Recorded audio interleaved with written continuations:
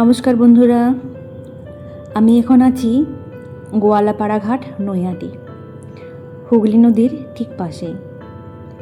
মূলত আজকের ভিডিওটি নৈহাটি ভ্রমণ পার্ট 3 নিয়ে। স্টেশনে নেমে স্টেশন থেকে 2 থেকে 2.5 কিলোমিটার, টোটোতে 15 থেকে 20 টাকার মতো নেবে। গঙ্গার এই ঘাটটা খুব সুন্দরভাবে বাঁধানো আছে এবং সাজানো গোছানো খুব সুন্দর। পাশেই আছে পার্ক, গোয়ালাপাড়া পার্ক, কিন্তু পার্কের ভিতরে কাপেলে ভর্তি, তাই আমার আর একা একা ভেতরে ঢুকতে ইচ্ছে করলো না। আমি সোজা চলে গেলাম গঙ্গার ঠিক পাশেই। স্রোতস্বিনী গঙ্গার কলকল শব্দ আর মিষ্টি একটা বাতাস বইছে, কী যে ভালো লাগছে আমার। আর ওই দেখুন দূরে জুবিলি ব্রিজ, ডান দিকে জুবিলি ব্রিজ আর বাঁ দিকে নৈহাটির ফেরিঘাট। গঙ্গার ঠান্ডা জলে পা দিয়ে চুপটি করে বসে আছি। এমন সময় পিছন দিক থেকে একটি ছোট্ট ফুটফুটে বাচ্চা মেয়ে আমার গলাটা জড়িয়ে মাসিমুনি মাসিমুনি। আমি আটকে উঠে তাকাতেই চোখ আমার জুড়িয়ে গেল। ভয়ও পাচ্ছিলাম পাছে কেউ ছেলে ধরা ভাবে, কিন্তু এই পুচুটি যেন কতদিনের চেনা পরিচিত ভেবে আমার সাথে গল্প জুড়ে দিল।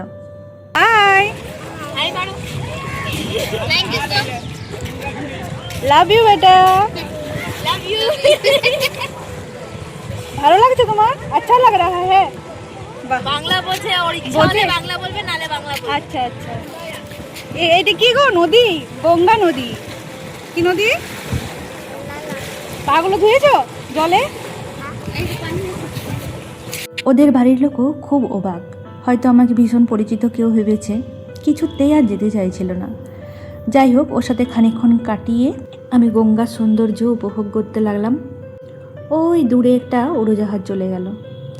পার্কের ভেতরে শিমুল, পলাশ, নারকেল, সুপারি এত সুন্দরভাবে সাজানো ছিল।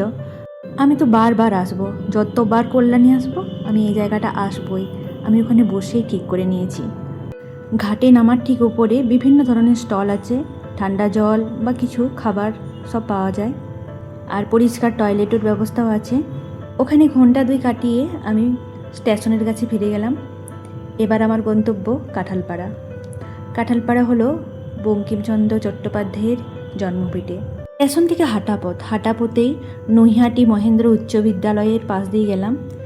এই বিদ্যালয়ে সাহিত্য সম্রাট বঙ্কিমচন্দ্র চট্টোপাধ্যায়, ঈশ্বরচন্দ্র বিদ্যাসাগর এবং হরপ্রসাদ শাস্ত্রী মহাশয়ের অবদান আছে। স্টেশন থেকে আমার গন্তব্য হাঁটাপথ। 5 মিনিটের মতো লাগলো। একটা ওভারব্রিজ ধরলাম। ওভারব্রিজ ধরেই স্টেশনের দক্ষিণ দিকে ওভারব্রিজ থেকে নেমে বঙ্কিমচন্দ্র চট্টোপাধ্যায়ের জন্মভিটে। এই দেখুন বঙ্কিম সংগ্রহশালা। কিন্তু এর ভেতরে ছবি বা ভিডিও করা নিষেধ ছিল, আমি তাই বাইরের থেকে যতটুকু সম্ভব ছবি তুললাম। কিন্তু বেশিক্ষণ ভেতরে থাকতে পাইনি, কেন কি কোনো একজন মিনিস্টার এসেছিলেন এই এলাকারই এবং প্রচুর পুলিশ ছিল, আমাকে বেশিক্ষণ থাকার পারমিশন দেওয়া হয়নি। এখানে একটি মন্দির আছে, ওনাদের পারিবারিক মন্দির, শিব মন্দির, এবং পাশেই সোম, শনি এবং ছুটির দিনে এটি বন্ধ থাকে।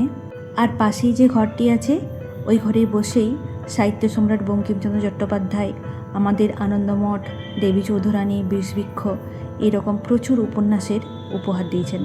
এই ঘরে বসিয়াই উনি বই লিখতেন। এবার আমি চলে গেলাম ওই সংগ্রহশালার দিকে, এবং পাশে একটি রথ মন্দির আছে, রথ মন্দিরের কাছে গেলাম।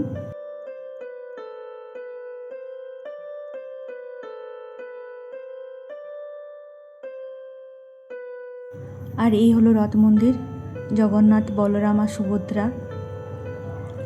এখানেও আমি খানিকক্ষণ বসলাম। আমার পাশেই একজন ফুল বিক্রেতা মাসি ফুল বিক্রি করছিলেন।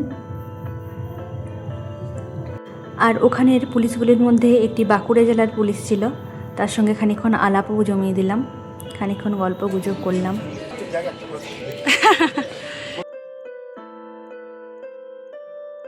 ভিডিওটি কেমন লাগলো জানাবেন। ভালো থাকবেন। নমস্কার।